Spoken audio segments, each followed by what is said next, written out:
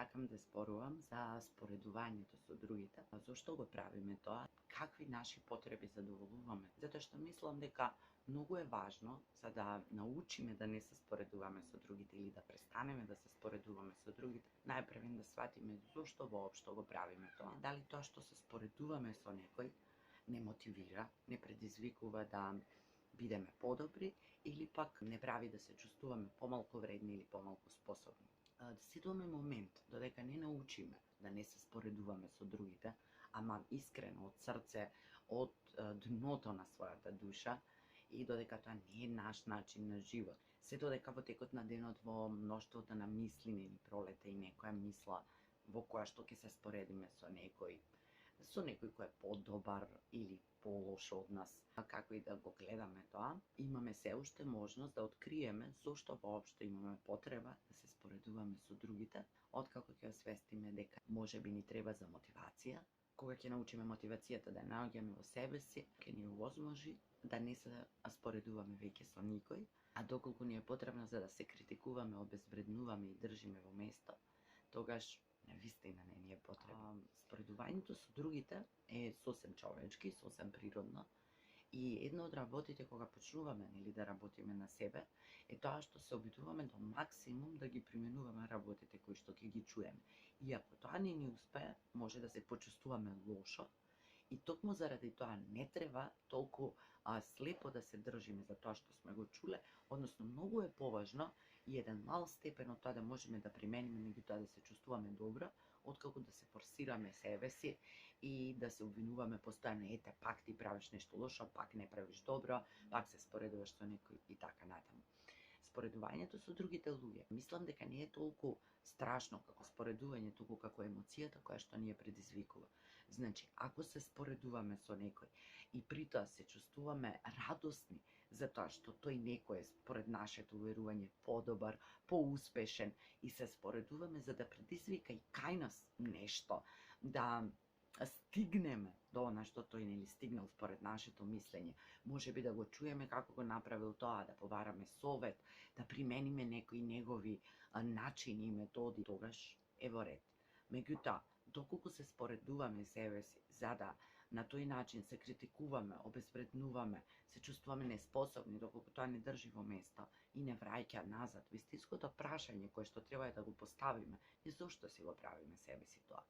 Кој не научил да се споредуваме постојано со некој, кој не научил дека другите се многу подобри и поуспешни од нас. Дали тоа можеби не ослободува и не оправдува затоа што ние не преземаме некои активности во нашиот живот и дали можеби тоа не држи во некоја состојба во која па ние не можеме, ги немаме тие услови. Дали споредувањето со некој на крајот на краиштата не оправдува затоа што ние сме овде каде што сме. До оној момент додека едноставно не научиме да го живееме својот живот и да ги пуштиме другите да го живеат својот живот, се до тогаш ние ќе се споредуваме со некој. И секогаш ќе прелета некоја мисла. И тоа не е страшно. Страшно е ако ние на таа мисла и посветиме внимание и го изморуваме својот ум постојано вртејќи што правам јас погрешно, зошто сум јас овде, зошто сум јас полоша од некој, зошто не изгледам како што изгледа не знам кој.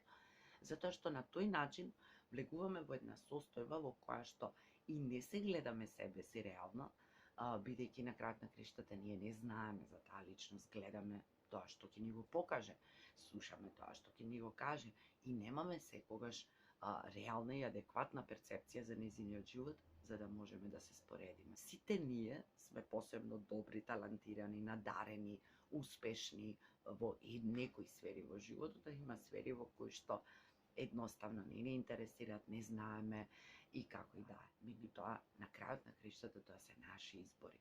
Значи, не мора и не можеме да бидеме во се еднакво добри. И затоа, кога се споредуваме со некој, доколку го правиме тоа, многу е важно да видиме со кого се споредуваме. Например, ако јас работам година и полу, доколку и се споредувам со другите, би било навистина премногу тажно да се споредувам со луѓе кои работат 10 години, кои помогнале на многу луѓе, кои заработиле многу пари, кои расчистиле на крајот на криштата кај себе си многу работи кои што можеби јас се уште ги чистам или ќе треба да ги чистам во иднина. Не можам јас да се споредувам со некој кој работи 10 години, кој помогнал истовремено на 1000 луѓе и повеќе, затоа што таквото споредување само ќе ми носи тежина на душата. Тоа може да ми биде инспирација, мотив за јас да го постигнам тоа за 10-15 години, неважно, секој има нели своја приказна.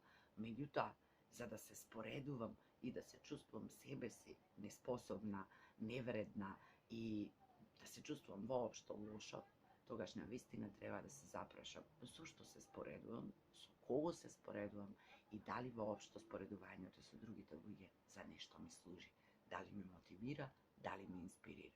Ако е така, тогаш е во ред, тоа е краткотрајно, тоа е еден момент во кој што можеби ќе не предизвика да направиме нешто.